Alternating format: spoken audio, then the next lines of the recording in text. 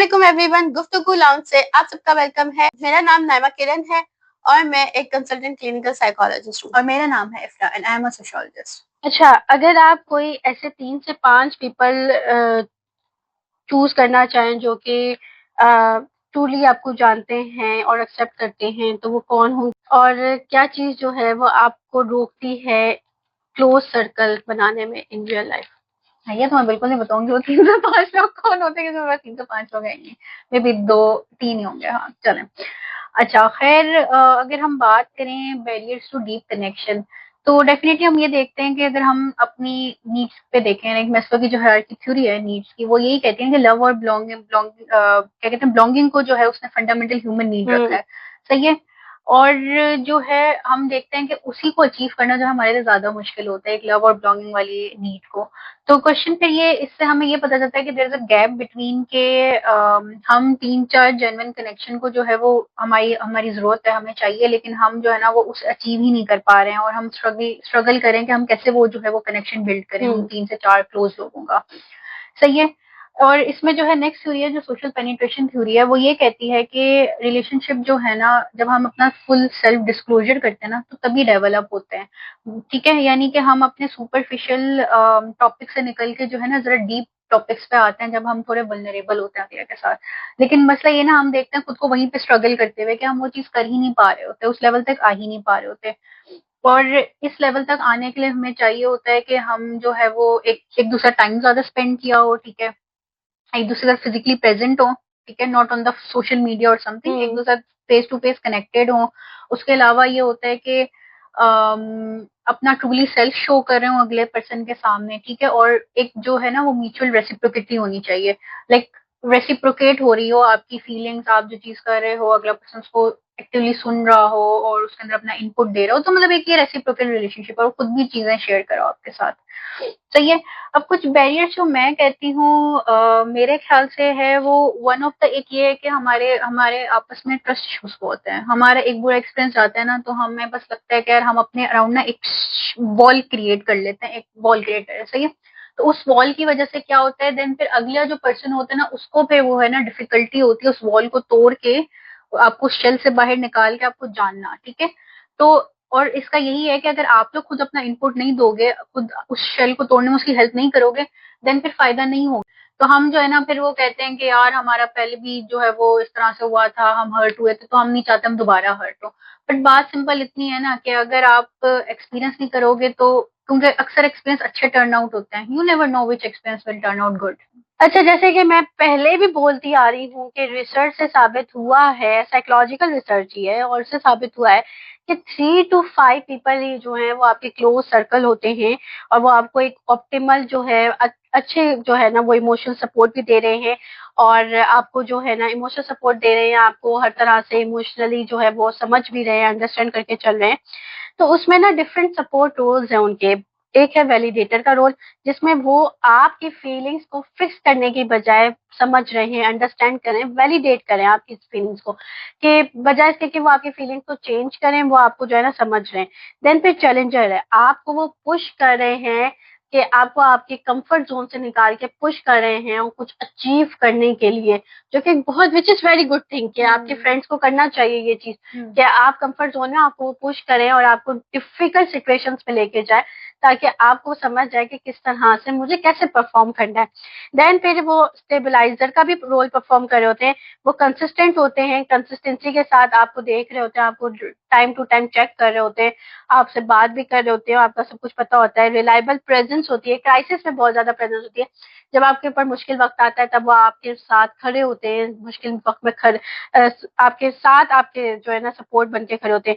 फिर होता है कि जॉय ब्रिंगर होते हैं वो, जो कि आपके साथ हंसी मजाक करते हैं और जो है वो लाफ्टर लेके आते हैं। हंसी मजाक का मतलब ये नहीं है कि किसी का मजाक उड़ा दिया या आपका मजाक उड़ा दिया या अपना मजाक उड़ा दिया, छोटी छोटी बातों का जैसे ह्यूमर होता है, ह्यूमर छोटी छोटी बातों में निकलता है ना, तो वो चीज वो करते हैं और जो है आपके साथ एक लाफ्टर शेयर करते हैं। तो ये चीजें वो आपके साथ कर रहे होते हैं, वो 3 to 5 पीपल ही होते हैं क्लोज फ्रेंड्स आपके, जो ये कर रहे होते हैं, और कोई नहीं होता ये चीजें करने वाला।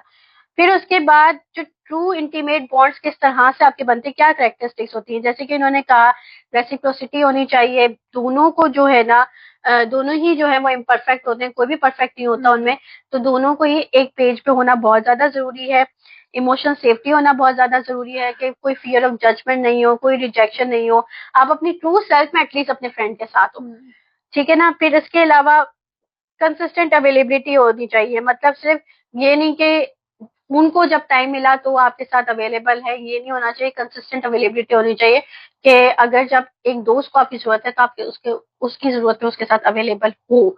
ये नहीं कि आप अपने जो है ना मसले लेके बैठ गए और आपको कि यार मैं अगर अभी इस मुश्किल में नहीं होता या होती तो मैं तुम्हारे लिए अवेलेबल हो जाता, तो ये चीज नहीं है। कंसिस्टेंसी होनी चाहिए। फिर आपको जो है ना अगले की अपने दोस्त की हिस्ट्री का भी पता होना चाहिए, उसके ट्रिगर्स का पता होना चाहिए, उसके ड्रीम्स का पता होना चाहिए। तो ये सारी उसकी पसंद नापसंद, ये सारी चीजें पता होनी चाहिए। जब आपको पता ही नहीं होंगी तो फिर आप किस तरह से दोस्ती अपनी और निभाओगे। वो सब आपको तभी पता चलती है जब आप एक दूसरे से वल्नरेबल होते हो, हाँ, उसके बगैर तो नहीं पता चलती जब आप शेयरिंग नहीं करते एक दूसरे के साथ। फिर यही है कि आप एक दूसरे के फ्लॉज को लव करते हो, उनको एक्सेप्ट करते हो, और सिर्फ उनको इग्नोर नहीं करना, आपने एक्सेप्ट भी करना है, उनके फ्लॉज को लव भी करना है। ये नहीं कि ये मेरा दोस्त है या मेरी दोस्त है तो मैं इसको चेंज करूं। चेंज चेंज वाली चीज तो आती नहीं ना रिलेशनशिप्स में। चेंज इंसान खुद को खुद ही करता है, खुद के लिए, ठीक है, किसी के लिए भी नहीं करता। तो इसमें मैं अपनी एग्जांपल दूंगी, सॉरी मैं बात करती हूँ, लेकिन मैं अपनी एग्जांपल दूंगी, बड़ी अच्छी फिट बैठनी थी एग्जांपल, क्योंकि मेरे दोस्त ना कंप्लेन करते हैं कि मैं इनको ना जवाब नहीं देती जल्दी ना, वो और वो कंप्लेन होती है जो ना कॉल नहीं करती खुद, वो अक्सर कंप्लेन होती है। तो मैं वही कह रही हूँ ना, लेकिन still we are close friends इन सब के बावजूद भी, क्योंकि हम जब भी बात करते हैं वी टॉक वेरी नाइसली, तो वो एक बॉन्ड जो खत्म नहीं हो सकता। ऐसा ही है। जैसे समटाइम्स आपको लोग कहेंगे कि यार तुम मेच्योर हो जाओ, तुम क्या इस तरह की बच्चों वाली बातें करती है, तो ये चीजें नहीं होती। अगर वो ऐसा पर्सन है, ठीक है, मेच्योर नहीं है, थोड़ा इमेच्योर है, थोड़ा वो इस तरह से बचपना है उसके अंदर ज्यादा, तो उसको एक्सेप्ट करो, उसके फ्लॉज को प्यार से रखो, और आपको पता आई होता है। मीन अगर आप किसी ने सेफ स्पेस दी होती है ना, तो आप उसके सामने मेच्योर होते ही हो। हाँ, एक यू एक्ट जैसे हमारा फ्रेंड्स का ग्रुप था ना, तो ये मैं यूनिवर्सिटी की बात कर रही हूँ, एमएस के टाइम पे फ्रेंड्स का ग्रुप था। और मतलब उसमें हमें पता था, एक दूसरे का पता था कि यार इसको ये चीज बुरी लगती है, इसके साथ ये चीज नहीं करनी, या इसको ये चीज पसंद नहीं है, इसके साथ ये चीज नहीं करनी। जैसे मेरी फ्रेंड थी, तो उसको ना बहुत ज्यादा, मतलब लाइक उसने अपनी ना फैमिली में कोविड में बहुत ज्यादा डेथ्स देखी थी। तो उसके बाद ना उसको बहुत ज्यादा जर्म से बहुत ज्यादा था, तो हम उसको कहते थे, मजाक में कहते थे यार इसको तो ओसीडी है, मजाक में हम उसको कहते थे, लेकिन ना उसको बहुत ज्यादा जर्म्स का था। तो वो बहुत ज्यादा उस चीज में बहुत ज्यादा पर्टिकुलर थी कि यार अगर इस चीज को हाथ लग गया ना तो फौरन सैनिटाइज कर लेना, या फिर मुझे नीचे जमीन पे नहीं बैठना। तो हम उसको ना फिर उस तरह से एकोमोडेट कर देते थे। तो यही चीज होती है कि आप एक दूसरे को लेकर चलते हो, आप ये नहीं कि एक दूसरे का मजाक ही उड़ाते रहो और करते रहो चीजें। तो ये चीजें बहुत ज्यादा इंपॉर्टेंट होती है। लेकिन इसका जो अहम सवाल है कि क्यों हम जो है वो बिल्टअप नहीं करते क्लोज फ्रेंडशिप, तो उसमें कुछ बहुत ज्यादा बैरियर्स हैं, जैसे कल्चर बैरियर्स हैं, जहाँ पे प्राइवेसी है, सीक्रेसी, हम सब हमको जो होता है कि भाई प्राइवेट रहना है, किसी को पता चलेगा नजर तो ऐसे लगाएगा ना, किसी को पता नहीं चलना चाहिए कि हम जिंदगी में क्या करें। क्लोज फ्रेंड्स को आप बता सकते हो, क्योंकि वो आपके जो होते हैं ट्रू फ्रेंड्स होते हैं। वो ये नहीं होता कि एक साल हुई है दोस्ती को और वो क्लोज फ्रेंड है, वो 6-6 7-7 साल तक रहते हैं। स्टडी कहती है कि 7 साल जिस फ्रेंडशिप को हो गए ना, वो आपकी क्लोज और लाइफ टाइम फ्रेंडशिप है, क्योंकि 7 सालों में उन्होंने आपका बड़ा कुछ देखा होता है। टूट दोस्तियां, और जो दोस्ती टूट के दोबारा बनती है ना, वो बहुत बेहतरीन बनती है, ये भी रिसर्च से साबित है। तो इस तरह की जो दोस्ती, क्योंकि वो आपका जो ट्रू सेल्फ देखकर आपके पास वापस आए होते हैं, आपने एक दूसरे का ट्रू सेल्फ देखा होता है, और फिर उसके बाद आप वापस आए होते हैं, तो आपको पता होता है कि किस तरह से कैसे फील करना है। तो वो फ्रेंडशिप्स में बहुत अच्छी बनती भी है। फिर चीज ये है कि प्राइवेसी एज सीक्रेसी समझी जाती है। कहा जाता है कि अगर हम स्ट्रगल्स को शेयर करेंगे तो वो मेरी शिकायत या वीकनेस समझी जाएगी, तो वो हम शेयर नहीं करते।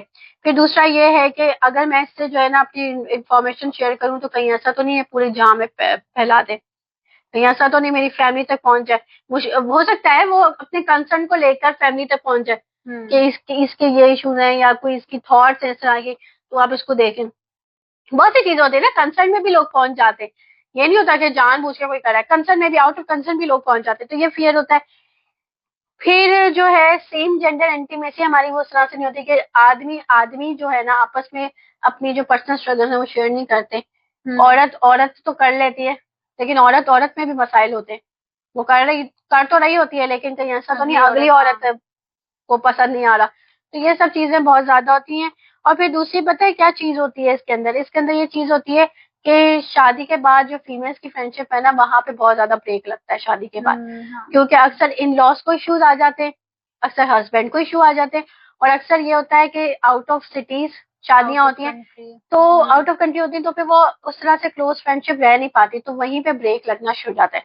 अब मेरी भी बहुत सी दोस्त हैं जिनकी शादियां हो गई हैं, तो हमारी वो आपस में बात ही नहीं हो पाती, बहुत बिजी रहती हैं। मैं उनको इतना तंग नहीं करती क्योंकि ऑब्वियस सी बात है, उनकी अपनी फैमिली लाइफ है, तो वो चीजें आ जाती हैं। और मेल्स का भी इसी तरह से होता है कि मेल्स तो फिर भी कोशिश करते हैं, बाकी उनकी बीवियां उनको नहीं इजाजत देती कि रिलेशन दोस्तियां जॉब्स का निभाए। भी यही होता है, जॉब के बाद भी लोग बिजी हो जाते हैं, they have a different group, मतलब group of people, circle different हो जाता है आपका, तो उसमें फिर जो है ना वो साथ साथ चीजें लेके फिर चलना मुश्किल होता है। फिर कुछ साइकोलॉजिकल बैरियर्स आते हैं, जैसे कि आपको फियर ऑफ वल्नरेबिलिटी होती है कि अगर आप वल्नरेबल होगे तो अगले जो है मुझे रिजेक्ट कर देंगे, आपको एक शेम होता है। और या तो आपको ये होता है कि मुझे उनके सामने स्ट्रांग और सक्सेसफुल दिखना है, या फिर होता है कि अगर मैं दूसरों की ख्वाहिश कर रहा हूँ तो इसका मतलब ये है कि मेरी कमजोरी है, मतलब मैं अपने आप को नहीं संभाल पा रहा। तो ये कुछ चीजें होती हैं साइकोलॉजिकल वे में, जिसकी वजह से हम किसी का क्लोज जो है ना फ्रेंडशिप नहीं कर पाते, या फिर हमारे जैसे कि इन्होंने कहा प्रीवियस बिट्रेल्स है या रिजेक्शन है या ट्रॉमास हैं जो कि हमारे दीवार बना के खड़ी करते हैं। या फिर हमें सोशल एंजाइटी भी होती है, लाइक हमें डीपर कन्वर्सेशंस बनाने में डर लगता है या एंजाइटी होती है, वरी साइकिल बन जाता है, तो उसकी वजह से इशू होते हैं। फिर स्ट्रक्चर बैरियर्स भी हमारे आते हैं, जैसे कि हमारे पास टाइम की लिमिटेशन बहुत होती है, जहाँ पे वर्क है और फैमिली ऑब्लिगेशन हमारी आती है, तो वहां पे हमारे फ्रेंडशिप के लिए टाइम नहीं बचता। तो यहाँ पे ये भी इश्यूज आते हैं कि जहाँ हम जॉब भी देख रहे हैं, जहाँ आप अपने जो है ना वो क्या कहते हैं फैमिलीज को भी देख रहे हैं, तो हमारी जो फ्रेंडशिप्स है ना उनके लिए उस तरह से टाइम नहीं निकल पाता, तो वो भी एक मसला आता है। फिर जियोग्राफिक मोबिलिटी है कि हो सकता है हमारे कुछ दोस्त हैं वो काम के सिलसिले में बाहर चले गए, ट्रांसफर कर गए, तो वो फिर ये है कि एक सिटी टू सिटी जब डिफरेंस आ जाता है ना, तो भी आपकी वो मुलाकात नहीं हो पाती, और वो उसी तरह से आपकी बात नहीं हो पाती, और फिर मसाइल आते हैं उसमें भी। टेक्नोलॉजी सब्सटीट्यूशन है, अब क्या है डिजिटल कम्युनिकेशन जो है वो जो शैलो किस्म की डिजिटल कम्युनिकेशन है, उसने डीप इन पर्सन कनेक्शन को रिप्लेस कर दिया। अब आप मुझे खुद बताएं गौर करके कि जिन दोस्तों से आप फोन पे बात करते इस वीक में कब मिले थे आप उनसे, बस आप मुझे ये बता दीजिए। यहीं भी आपको पता चल जाएगा कि हमारे डीपली जो इन पर्सन कनेक्शन है, लेकिन एक शहर में होते हुए हम नहीं मिल पाते, एक शहर में होते हुए भी मिलते हुए लगता है कि हमें अपॉइंटमेंट लेनी पड़ेगी कि इतनी बिजी रूटीन हो गई है, एक शहर में होते हुए भी हम नहीं मिल पाते, और हमारे जैसे फोन पे ही कनेक्शन रहता है, तो डीप शैलो कनेक्शन तो यहीं पे आ गए। फिर लाइफ ट्रांजिशन जैसे कि मैंने बताया था कि बच्चे हो जाते हैं उसके बाद भी जो है वो फीमेल्स की हाँ कुछ आते हैं स्किल डेफिसिट, बहुत से ऐसे लोग हैं जिन्होंने कभी सीखा ही नहीं होता कि वल्नरेबल कन्वर्जेशन को कैसे स्टार्ट करना है, वल्नरेबल कैसे होना है, उनको पता ही नहीं होता कैसे वल्नरेबल होते हैं, या उनको यही नहीं पता होता कैसे मैं दूसरों के पेन को समझूं या अपने अंदर उसको होल्ड करूं, उसकी स्पेस होल्ड करूं कि दूसरा अपने अपने पेन्स को मेरे साथ शेयर कर सके, या फिर उनको पता ही नहीं होता कि लाइफ चेंजेस के साथ मैंने फ्रेंडशिप को कैसे मेंटेन करके चलना है, कैसे मैंने अपनी फ्रेंडशिप को मेंटेन करना है। लाइफ चेंजेस तो होती रहती है, लेकिन मैंने अपनी फ्रेंडशिप को कैसे लेके चलना है। और दूसरा उसको ये भी नहीं पता होता कि मैं स्टे कनेक्टेड होते हुए भी अपनी बाउंड्रीज कैसे सेट करूं। ये चीजें बहुत ज्यादा आती हैं।